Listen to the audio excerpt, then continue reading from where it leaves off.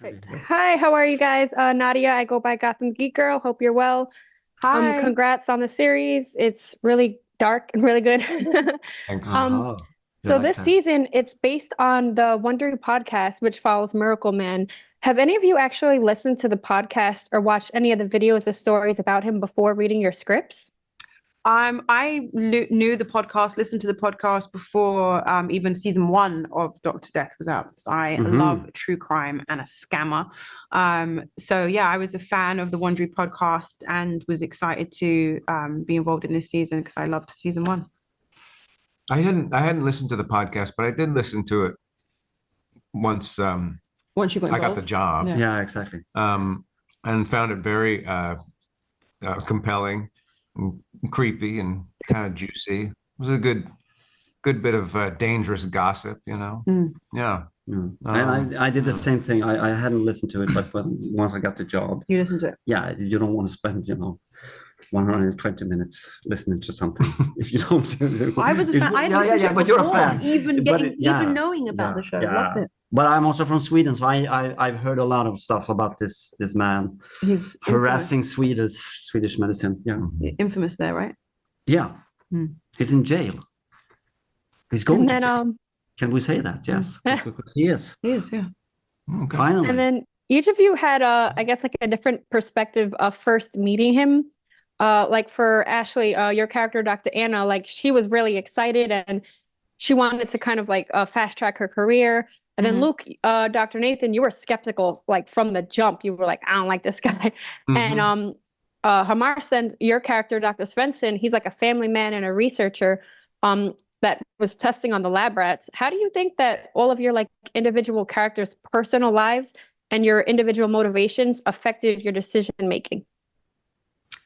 You mean the character or our private lives? The character. character. The character, like how do you think the character's own personal life affected their decisions? Well, I think Anna's a woman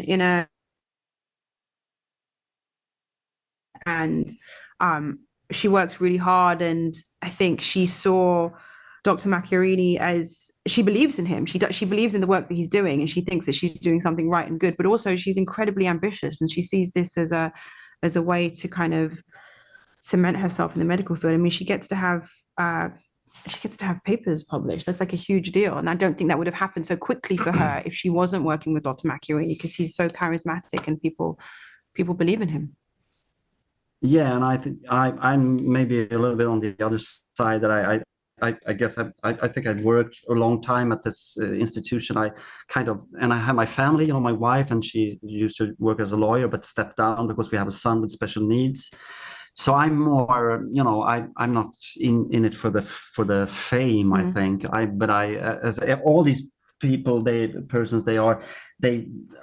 love their job, and I think they want to, they're there because they want to help the patients. So, and that becomes a problem when Luke's character Nathan, he's skeptical from the beginning, and he wants me to join the whistleblowing, but I have a problem because if I lose my job or get even blacklisted, it's going to affect my family. So there's a conflict there going on. I think Nathan doesn't like